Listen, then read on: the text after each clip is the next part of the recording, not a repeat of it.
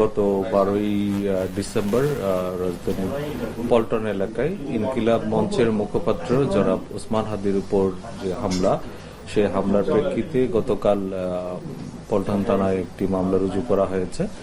ইনকিলাব মঞ্চের সদস্য সচিব বাদী হয়ে মামলাটি রুজু করেন। ইতিমধ্যে আপনারা জানেন এই মামলার সন্দিগ্ধ হিসেবে র্যাব কর্তৃক 4 জন আমাদের কাছে হস্তান্তর করা হয়েছে। এর বাইরে আমরা শেরপুরের নলিতা বাড়ি থেকে 2 জনকে আটক করেছি। তাদের ব্যাপারে যাচাই বাছাই চলছে, তাদের কোনো সংশ্লিষ্টতা আছে কিনা সেটা আমরা তাদেরকে জিজ্ঞাসাবাদ করে দেখছি। আর যে অন্যান্য যে আসামি বা যাদের আমরা ইতিমধ্যে শনাক্ত করতে সক্ষম হয়েছি তাদেরকে গ্রেফতারের জন্য আমাদের অভিযান অব্যাহত আছে।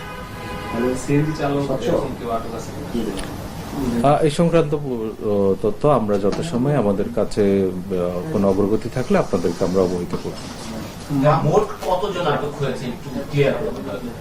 র্যাব কর্তৃক 4 জন এবং আমরা শেরপুরের নলিতাবাড়ি থেকে সীমান্ত পারাপারে সহায়তা করে এরকম সন্দিগ্ধ 2 জনকে আমরা আটক করেছি। আপনাকেই বলছি, ইন্স্যুরেন্স করলে সিটিতে সুরক্ষা পাবেন নিশ্চিতে। 6 জন বলতে 4 জন আটক গ্রেফতার, আর 2 জন এখনো পর্যন্ত তাদেরকে জিজ্ঞাসাবাদ করে দেখছি। তাদের যদি সংশ্লিষ্টতা পাওয়া যায় তাহলে সেই ক্ষেত্রে তাদেরকে মামলায় গ্রেফতার দেখানো হবে। নামগুলোর মধ্যে একজন যেটা সন্দিগ্ধ, যার যে রেজিস্ট্রেশন মোটরসাইকেল যেটা ছিল সেটা রেজিস্ট্রেশনের যে মোটরসাইকেলের মালিক হিসেবে সন্দিগ্ধ হিসেবে একজনকে দেওয়া হয়েছিল।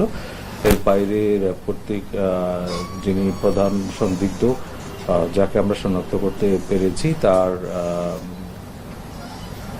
স্ত্রী, তার শ্যালক এবং তার একজন বন্ধু, তাকেও আটক করে আমাদের কাছে হস্তান্তর করা হয়েছে। এদের বিরুদ্ধে কি ধরনের এই হত্যাকাণ্ডে এদের ভূমিকাটা কি আসলে, কি ধরনের অভিযোগ আপনাদের আইনের আওতায় নিয়ে আসছেন? দেখুন, যাদেরকে আইনের আওতায় নিয়ে আসা হয়েছে মূলত আমরা যে প্রধান সাসপেক্ট তার সাথে সংশ্লিষ্টতা এবং তার ব্যাপারে তথ্য যাচাই বাছাই করা থেকে আরম্ভ করে তাদের অন্য কোনো সংশ্লিষ্টতা আছে কিনা সেগুলো আমরা খতিয়ে দেখছি। আচ্ছা ভাই, অনেকে বলতেছে যে সে দেশের বাইরে চলে গেছে, 2 জনকে আপনারা ইয়ে থেকে নিয়ে আসছেন, তাদের বরাত দিয়ে অনেক গণমাধ্যমে আসছে, তারা আপনাদের কাছে স্বীকার করেছে যে তারাই তাদেরকে দেশের বাইরে পালিয়েছে। তারা আসলে এখন পর্যন্ত সেরকম কোনো তথ্য দিয়েছে এই ব্যাপারটা আমরা আমাদের কাছে সুনির্দিষ্ট তথ্য নেই। যাদেরকে আমরা শেরপুর থেকে আটক করেছি তাদেরকে আমরা জিজ্ঞাসাবাদ করছি, তাদের কাছে এরকম কোনো সংশ্লিষ্টতা আছে কিনা বা কোনো তথ্য আছে কিনা। এই 2 জনের নাম, একজনের নাম সিবিয়ন দিও আর একজনের নাম সঞ্জয় চিসিম। আচ্ছা, সাংবাদিক আনিস আলমগীরকে কালকে ডিবি আটক করেছে, তো তার বিরুদ্ধে অভিযোগ কি বা তার পরবর্তী ব্যবস্থা আটক বলতে তাকে গতকাল ডিবি কার্যালয়ে আনা হয়েছে, উনি এখনো ডিবি কার্যালয়ে আছেন। এর পরবর্তী অগ্রগতি আমরা জানাবো।